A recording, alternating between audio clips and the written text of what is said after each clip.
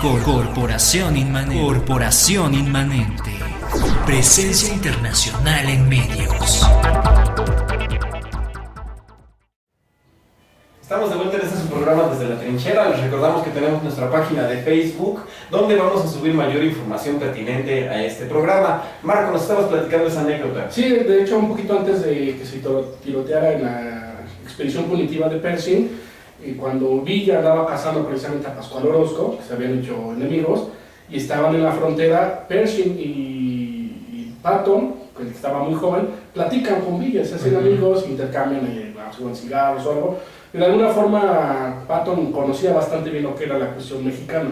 De hecho, existe una fotografía donde está Pershing con Villa, es una fotografía muy famosa, sí tienes razón.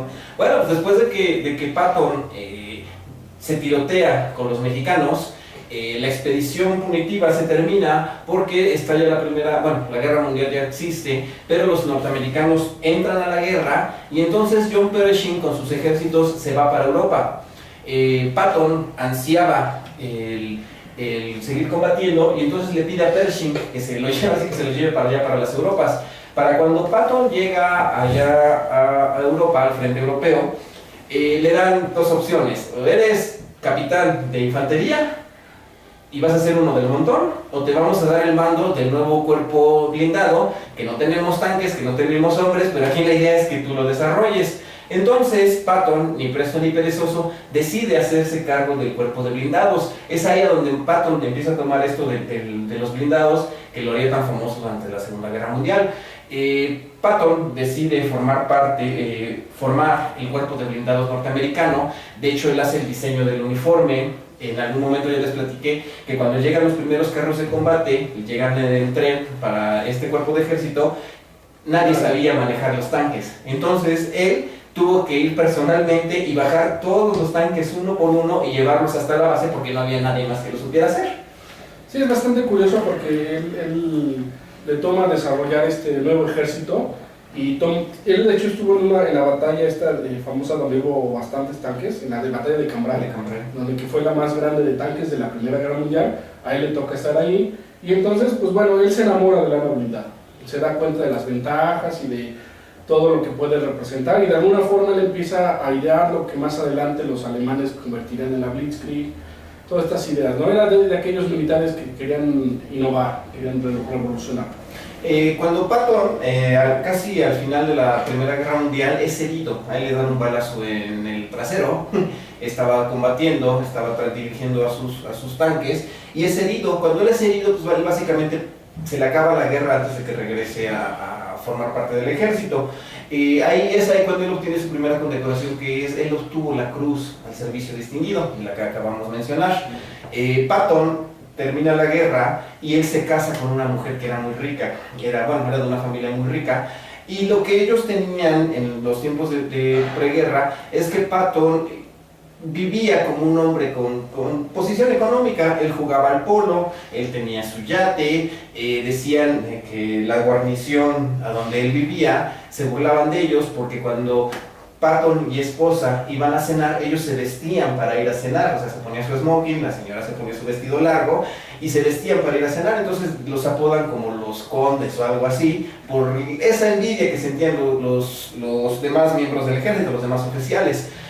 Patton, de hecho, cuando es transferido allá a Hawái, él se lleva a su familia en su propio velero. Él viaja en su propio velero y llega hasta Hawái. Es así como Patton él empieza a obtener esta fama de un hombre pedante, de un hombre que es muy meticuloso con la vestimenta, muy meticuloso con los uniformes, muy meticuloso con las ordenanzas. Él seguía las órdenes a rajatabla y él decía: yo voy a seguir unas órdenes aunque me rompa yo la crisma al hacerlo. Esa era una de sus frases muy, muy, muy famosas de Patton. Sí, pero con la cuestión militar, Patton, desde que regresó de la Primera Guerra Mundial, lo primero que hicieron los norteamericanos, o el alto mando, fue decir: ya no va a haber más tanques, o vamos a regresar a la caballería. Y Patton estuvo luchando todo este tiempo, desde que sale de la primera y hasta que empieza la segunda, y siempre estuvo diciendo: vamos a desarrollar un arma blindada, es necesario, denme dinero, yo les voy a hacer, es más, él puso de su propio bolsillo para algunas cosas, para que pudiera desarrollarse esta arma blindada, y nadie le hizo caso. De hecho, en sus tiempos que no tenía nada que hacer Patton, él desarrolló el webbing del casco M1, lo que es el liner, esta araña que sujeta el liner del casco M1, él la diseñó porque la estaba haciendo para un casco para tanquista. Entonces, ese liner, que es muy útil, que de hecho se sigue usando en los cascos modernos de Kevlar, lo diseñó Patton. Para cuando estalla la guerra, Patton lo que quería era un mando. Entonces, él participa en el primer desembarco de los americanos allá en África, allá en lo que se llama la Operación Torch. Él forma parte del desembarco. África estaba ocupada por los franceses de un lado y por el Afrika Korps del otro. Entonces los americanos desembarcan en la Operación Torch y él le toca combatir primero contra los franceses. Cuando él pelea contra los franceses en los primeros desembarcos, dicen que él empieza a obtener también su aura de que era indestructible, porque llega un momento en el que las baterías de era un crucero francés, disparan, a él le cae el marcador de la batería, o sea, le cae una bola de pintura amarilla con la que marcaban a dónde iba a caer la munición después. Entonces él cae todo batido de pintura y no le pasa absolutamente nada, ¿no? Para cuando cae la munición, a él no le pasa nada. Y entonces es cuando él poco a poco comienza a tener esa aura también, obviamente, de que era como un semidios, o sea, no le iba a pasar nada y no se iba a morir. Sí, hay que aclarar que Francia, cuando los alemanes la conquistan, se divide en dos. Entonces hay una Francia libre, pero hay una Francia que está al servicio de los alemanes. Por eso es que a lo mejor suena raro que los franceses lucharan contra los norteamericanos. Bueno, es que era lo que quedó de la Francia que fue conquistada y que estaba al servicio de Alemania. Mientras él estaba peleando con los franceses, se da a cabo la batalla del Paso de Kasserine. El Paso de Kasserine es una contraofensiva que llevaron el Afrika Korps en contra de los americanos y los aplastan. Atacan una columna blindada, destruyen un montón de tanques norteamericanos, matan a un montón de americanos. Es una super derrota del ejército de los Estados Unidos. Y entonces a Patton lo mandan para que rehaga el grupo de ejércitos, este ejército. Entonces, cuando Patton llega al tercer ejército, después de la batalla de Kasserine, lo primero que se da cuenta es que su ejército está desmoralizado, que todos andan bien fachudos, que nadie sabe qué hace, y entonces a él lo primero que hace es dar ordenanzas para todo oficial que no use corbata y casco de combate va a ser multado con lo que le duele al soldado, ¿no? Con dinero. Multas de $10, de $30, de $50, de $100, si no llevas el uniforme, si no llevas corbata, si no llevas polainas. O sea, de repente todos los soldados se tienen que vestir del uno, y es así como él logra reformar o logra dar nuevos ánimos al ejército que fue recién derrotado. Sí, se vuelve muy impopular. Todos los soldados hablaban muy mal de él, pero al mismo tiempo todos los soldados querían estar en su ejército, porque precisamente esa disciplina, que es lo que él impone, es lo que hace que cuando llegaban las batallas pues hubiera menos bajas. O sea, es decir, todo se llevaba de una forma acordada, y entonces eso hacía que los soldados de alguna forma se sintieran más protegidos, y aunque era odiado, también al mismo tiempo lo adoraban. Sí, es ahí cuando Patton pasa a la siguiente parte de la campaña, que es a donde él se hace más famoso, que es en la campaña por Italia. Pero antes de Italia es la campaña por la isla de Sicilia. Cuando él desembarca en Sicilia, él tenía una competencia, él odiaba con todo su corazón a Montgomery. El mariscal Montgomery, que era el general o líder de las fuerzas inglesas. Así es, Bernard Montgomery fue el que venció a Rommel en el Alamein. Él fue el líder del 8º ejército en África. De hecho, Montgomery era muy famoso porque era noble y porque además era un militar hecho a la academia totalmente, incluso escribía libros, era escritor, y entonces chocaban bastante las personalidades de ambos, chocaban, y entonces obviamente Patton odiaba a Montgomery y Montgomery seguramente odiaba a Patton. Seguramente, porque aparte Montgomery no bebía, no fumaba, decían que no maldecía, y el otro bebía, fumaba y maldecía hasta que se cansara, ¿no? Entonces, cuando comienza la campaña de Sicilia, Patton lleva una carrera contra los británicos para ver quién captura primero la capital.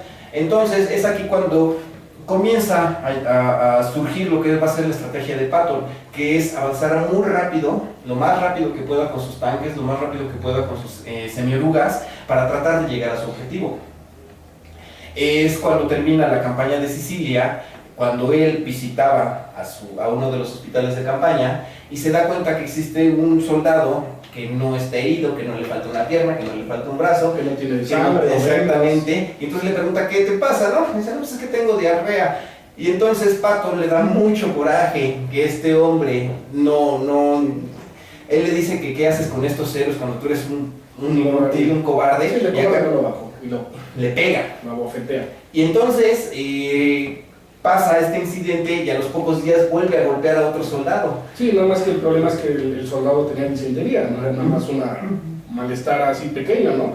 Y entonces eso hace que sus superiores lo consideren pues un problema y lo hacen a un lado. Sí, porque los diarios, ya saben cómo es la prensa norteamericana, se enteran de que Patton golpeó a un soldado y entonces surge el clamor popular de que lo quiten del mando del ejército. Patton, que recién había ganado campañas muy importantes para los Estados Unidos, es retirado del mando. Porque, bueno, primero lo obligan a que le pidan perdón públicamente a los soldados y después lo retiran del mando y él ya no continúa en la campaña de desembarco con Italia y se lo llevan para Francia.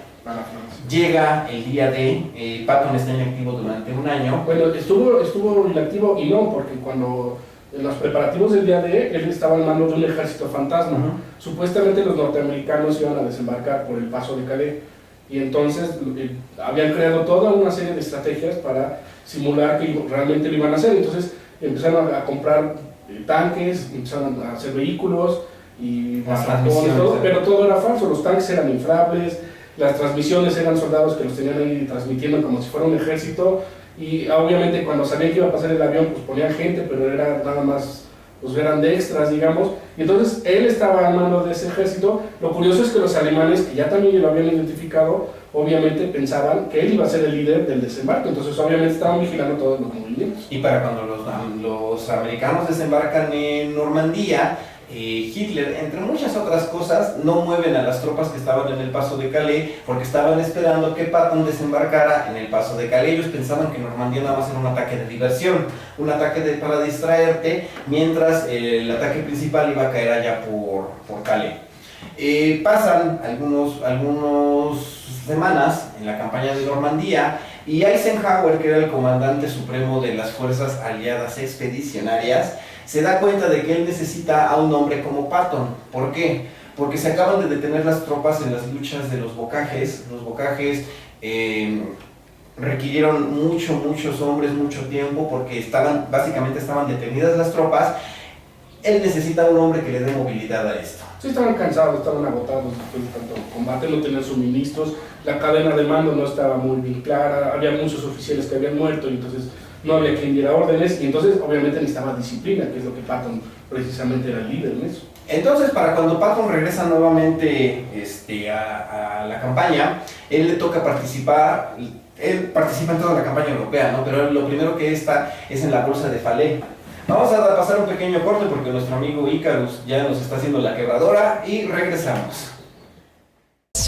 Corporación Inmanente. Presencia internacional en medios.